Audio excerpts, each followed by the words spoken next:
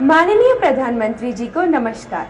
मैं भावना जलाल, केंद्रीय विद्यालय IIT देहरादून की छात्रा, आपसे पूछना चाहती हूँ कि तथ्यों के मूल्यांकन के अनुसार हमें यह ज्ञात होता है कि 20% सफलता इंटेलिजेंस क्वेश्चन के कारण और 80% सफलता इमोशनल क्वेश्चन के कारण मिलती है, परंतु हम विद्यार्थी EQ को कहीं ना कहीं भूलकर IQ को अपने जीवन में अधिक महत्व देते हैं। अतः महोदय, आपसे यह गुजारिश है कि आप हमें EQ और IQ में समान रूप से संतुलन कैसे बैठाएं, में सलाह दें, ताकि आगे आने वाली 12वीं बोर्ड की परीक्षाएं और जीवन में आगे आने वाली सभी परीक्षाओं में हम अच्छे अंकों से उत्तीर्ण हों। धन्यवाद। एक ऐसा सवाल है जो सीधा एग्जामिनेशन से जुड़ा हुआ नहीं है, लेकिन IQ और EQ ये हम लोगों ने सुना है, लेकिन किसी को पूछोगे कि IQ क्या है, EQ क्या है, नहीं बोले वो इंटेलिजेंट है IQ। EQ क्या, तो यार सुना है, होगा कुछ इमोशनल कुछ चलता है। मैं बड़ी सरल रीत से बताता हूं आपको। एक तो ये बताया जाता है कि IQ का खिलने का जो सबसे बड़ा अवसर होता है, जो विज्ञान से संबंधित लोगों का कहना है कि ज़्यादा से ज़्यादा 5 साल के पहले ही ये सब ऑलरेडी पनपना हो जाता है, बाद में तो उसका प्रगटीकरण होता है। कोई बालक, अपनी माँ उसको झूले में सुला करके गई है और उसको सुला करके उस झूले के ऊपर एक घुंघरू बंधा हुआ है और माँ ऐसे थप मार करके जाती है, तो उसमें से घुंघरू की आवाज़ आती है। तो आपने देखा होगा, वो बच्चा ये देखता है, 2 महीने 3 महीने 5 महीने का बच्चा होगा, वो देखता है कि माँ ने ऐसा किया तो घुंघरू की आवाज़ आई। अब माँ तो अपने काम में लग गई, लेकिन वो अपने पैर ऊपर कर करके उस तक पहुंचने की कोशिश करता है ताकि घुंघरू बच जाए।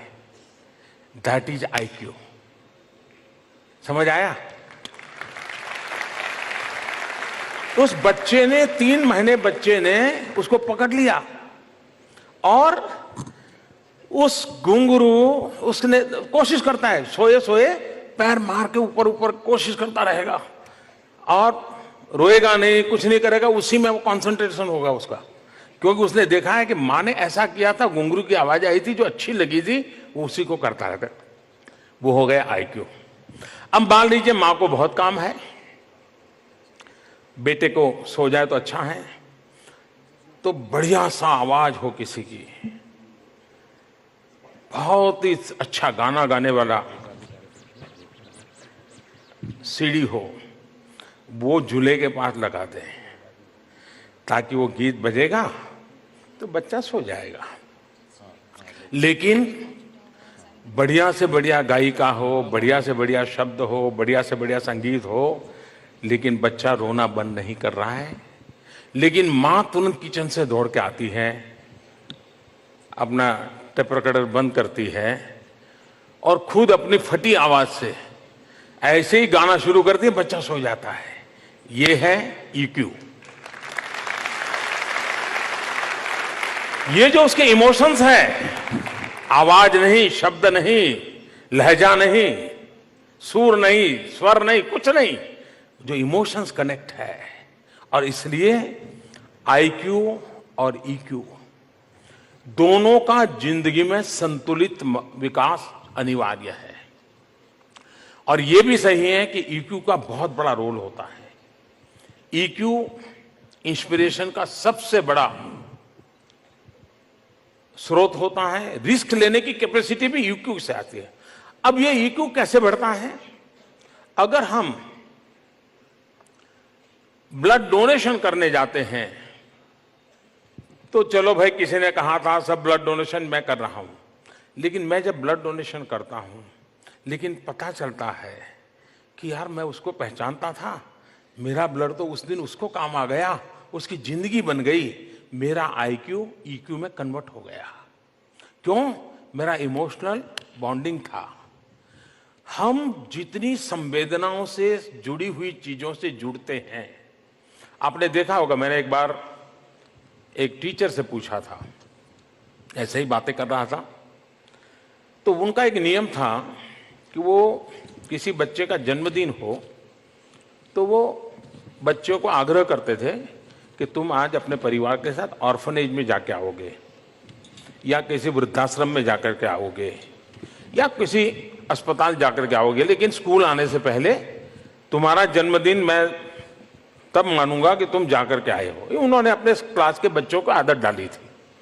तो मैंने उनसे पूछा कि आप इसके पीछे आपका लॉजिक क्या है। उसने कहा, साहब मैं तो उसके आईक्यू के लिए क्लास में बहुत कुछ कर लूंगा, लेकिन वो उसकी जिंदगी में उतना काम नहीं आएगा, लेकिन उसका इमोशनल बॉन्डिंग, उसकी संवेदनाओं का विस्तार होना जरूरी है। और इसलिए मैं बच्चों का जन्मदिन क्लासरूम में ताली बजा करके, केक काट करके, चॉकलेट बांट करके नहीं करता हूं। मैं उसको जहां दर्द है, दुख है, पीड़ा है, संवेदना है, उस जगह पर जाने के लिए प्रेरित करता हूं। और वो उस दिन जन्मदिन होने के कारण बहुत ही सेल्फ कॉन्शियस होता है, उसकी सारी मनस्थिति स्वकेंद्रित होती है, और इसलिए वो जो भी करता है वो बहुत ताकत के साथ रजिस्टर होता है। और इसलिए मैं आग्रह करता हूं कि जिस दिन उसके सबसे जागृत अवस्था है, उस दिन उसको इन संवेदनाओं से जोड़ूं। मैं समझता हूं कि हमारे लिए बहुत आवश्यक है कि हम जीवन में ऐसा कुछ समय ऐसे लोगों के बीच में बिताएं, कभी उनको पूछें तो। हमने कभी, हमारे यहां जो अखबार डालने के लिए आता होगा ना, कभी उसका नाम नहीं पूछा होगा। 2 दिन नहीं आए तो कभी नहीं पूछा होगा, अरे भाई तुम बीमार तो नहीं थे, क्या हो गया। कभी एग्जाम हुई तो आपने उसको नहीं पूछा होगा, अच्छा आपके बच्चों भी एग्जाम होती होगी, कैसे करते हैं आप, नहीं पूछा होगा। दूध देने वाला, घर में दूध बेचने वाला जो सुबह दूध देने आता है, हमको नाम भी पता नहीं होगा उसका नाम क्या है। जो ड्राइवर हमें स्कूल ले जाता है, हम 20, 22, 25 बच्चे स्कूल में बैठते हैं, हमारे में से किसी को उस ड्राइवर का नाम मालूम नहीं होगा, इतना ही पता होगा ड्राइवर भाई, ड्राइवर अंकल। कभी पूछा कि आप यहां कैसे आए, बच्चे क्या कर रहे हैं। आप देखिए, आपका खुद का सोचने का तरीका बदल जाएगा। हम समाज के इन लोगों से जितने संपर्क में आते हैं, इतना हमारा ईक्यू बहुत ही शार्पन हो जाता है, बहुत शार्पन हो जाता है, जो हमारी जिंदगी के एक सेंस ऑफ मिशन जिसको कहें, सेंस ऑफ मिशन को बनाने में वो बहुत बड़ा रोल प्ले करता है। और आईक्यू सक्सेस दे सकता है, लेकिन सेंस ऑफ मिशन देने में ईक्यू बहुत बड़ा रोल करता है। और हमने, अभिभावकों ने, टीचर्स ने ईक्यू के प्रति लगातार फोकस रखना चाहिए, तब जाकर के खेल के मैदान में प्रतिस्पर्धी को मात दे दी, विजय निश्चित हो गई, लेकिन प्रतिस्पर्धी अगर गिर गया तो मैं अपना विजय की चिंता किए बिना उसकी बीमारी, उसकी तकलीफ में पहुंच जाता हूं, तुरंत उसको खड़ा कर देता हूं। मैदान में हूं, हार जीत का फैसला होने वाला है, लेकिन मेरी मानवीय संवेदना कहती है, अरे छोड़ो खेल, वो गिर गया है, मैं पहले उसकी मदद कर दूं। वो ईक्यू आपको जिंदगी की एक बहुत बड़ी ताकत देता है, और इसलिए हमने उस दिशा में प्रयास करना